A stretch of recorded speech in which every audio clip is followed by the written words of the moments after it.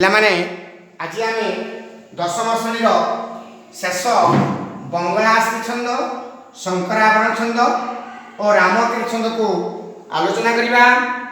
ବଙ୍ଗଳାଶ୍ରୀ ଛନ୍ଦର କେତେ ପାଦରେ କେତେ ପଦ?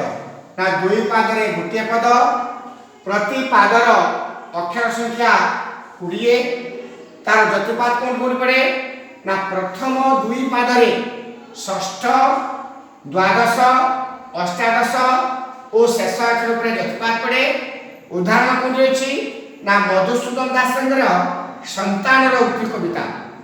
ଗାଇବା ସେଟାକୁ ମା ମା ବୋଲି କେତେ ମୁଁ ଖୋଜିଲି, ମାକୁ ପାଇଲି ନାହିଁ, ଭାଇ ଭାଇ ବୋଲି କେତେ ମୁଁ ଡାକିଲି, ନଦେଲେ ଉତ୍ତର କେହି।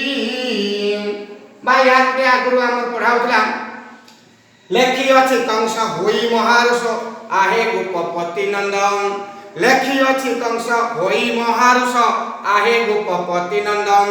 ଆଜ୍ଞା ପ୍ରମାଣେ ତତ୍କ୍ଷଣେ ଆସିବୁ, ନହେଲେ ଛେଦିବି ସ୍କନ୍ଦ। ଇଏ ହେଉଛି ବଙ୍ଗଳାଶ୍ରୀ ଛନ୍ଦ। ତାପରେ ତାପରେ ଛନ୍ଦଟି ହେଲା ଶଙ୍କରାଭରଣ। ଶଙ୍କରାଭରଣ ଛନ୍ଦର ଲକ୍ଷଣ କ'ଣ? ନା ଚାରି ପାଦରେ ଗୋଟିଏ ପଦ। ପ୍ରଥମ, ଦ୍ୱିତୀୟ, ଚତୁର୍ଥ ପ୍ରତ୍ୟେକ ପାଦର ଅକ୍ଷର ସଂଖ୍ୟା 14। ତୃତୀୟ ପାଦର ଅକ୍ଷର ସଂଖ୍ୟା 8। ତାର ଯତିପାତ କୋଉଠି ପଡ଼ିବ? ପ୍ରଥମ, ଦ୍ୱିତୀୟ, ଚତୁର୍ଥ ପାଦର ଅଷ୍ଟମ, ଏକାଦଶ ଏବଂ ଶେଷ ଅକ୍ଷର ଉପରେ ଯତିପାତ। ତୃତୀୟ ପାଦର ଦ୍ୱିତୀୟ, ଷଷ୍ଠ ଓ ଶେଷ ଅକ୍ଷର ଉପରେ ଯତିପାତ। ଉଦାହରଣ କୋଉଠି ଅଛି? ହେ ଆନନ୍ଦମୟ କୋଟି ଭୁବନ ପାଳକ, ଅଧମ କ୍ଷମ ମୋହି ଅବୁଧ ବାଳକ, ଜ୍ଞାନଦାତା ଭଗବାନ, ଦିଅ ମତେ ଶୁଭ ବୁଦ୍ଧି, ଦିଅ ଦିବ୍ୟ ଜ୍ଞାନ। ଇଏ ରହିଲା ମଧୁସୂଦନ ରାଉତର ସ୍ତବ କବିତା। ତାପରେ ଆସିବା ଆମେ ରାମକେଳି ଛନ୍ଦ। ରାମକେଳି ଛନ୍ଦର କେତେ ପାଦରେ କେତେ ପଦ? ନା ଦୁଇ ପାଦରେ ଗୋଟିଏ ପଦ। ପ୍ରତି ପାଦର ଅକ୍ଷର ସଂଖ୍ୟା 16। ପ୍ରତି ପାଦର କୋଉଠି କୋଉଠି ଯତିପାତ ପଡ଼େ?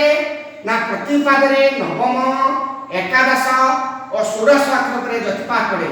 ଉଦାହରଣ କୋଉଠି ଅଛି?